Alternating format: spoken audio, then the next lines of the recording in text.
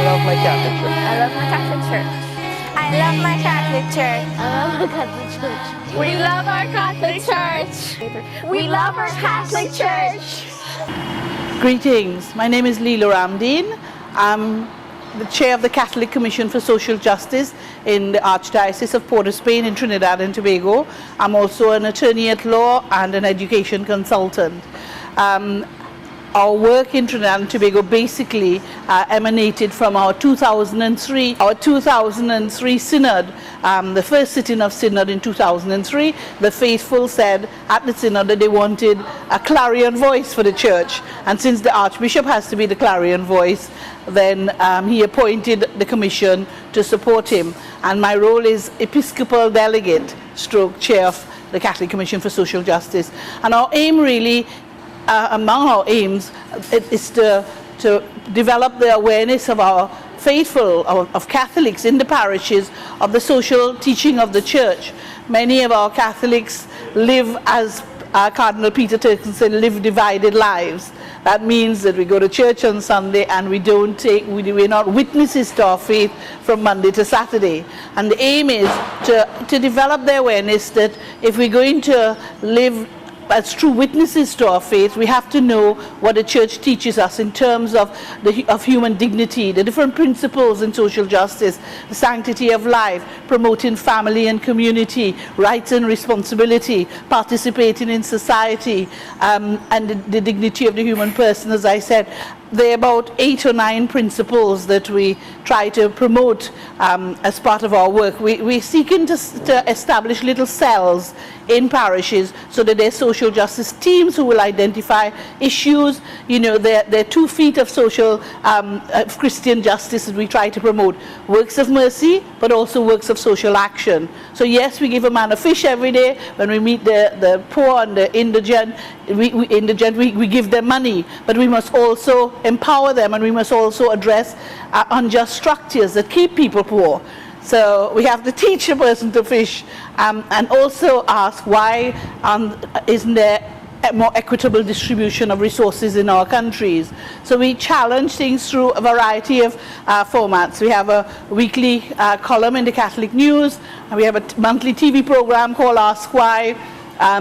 We run seminars and conferences. So for instance, on next Saturday, June the 1st, we're going to have a seminar focusing on Pacem in Terris. That's Pope Blessed John the 23rd's encyclical, Peace on Earth, and this is his 50th anniversary of that encyclical.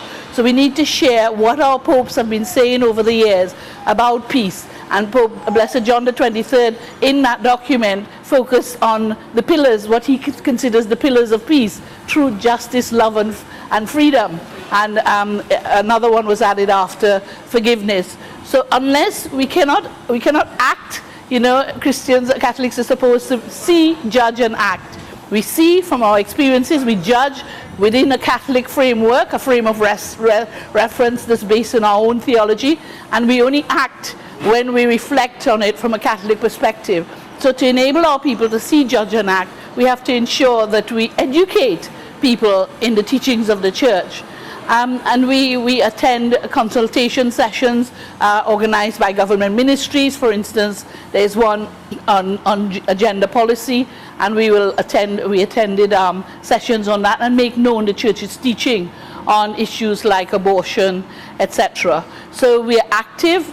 There's a commission of 8 people. I am the only one who is sort of working, although my job is part-time. I'm there full-time, and the other commissioners meet me once a month. We now have some parish link coordinators so that they can help me as my foot soldiers in the parish, in parishes, to establish these little cells, to make sure that ministry is where people are in their parishes, and that they take on justice issues in all the different ministries. It's integrated. We hope we'll get them integrated into the parishes so that they can address where the areas where there's no water, electricity, basic amenities. That's social action work. Who is a person or persons who have no one to visit them?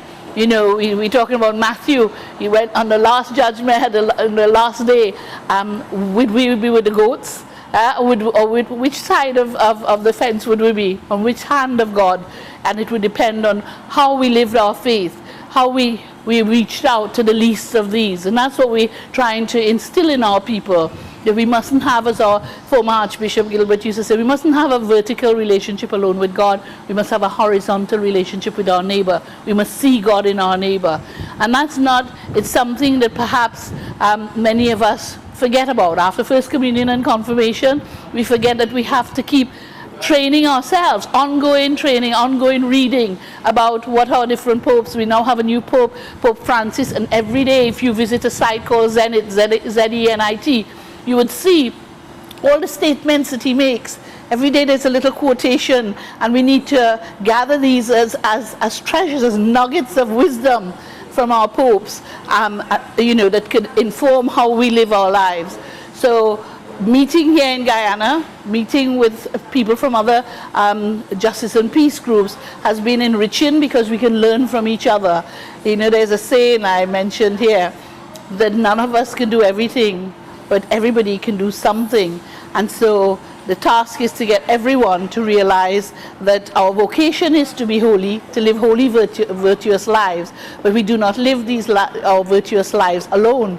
We journey with others, and we journey with people of other faiths as well. In the Caribbean, we are fortunate to be blessed with different faith communities, and our task is to work with them to build the common good. The common good is another one of our social justice principles, and the common good really means, in simple terms, creating conditions in our societies that will enable each person to realize his or her potential.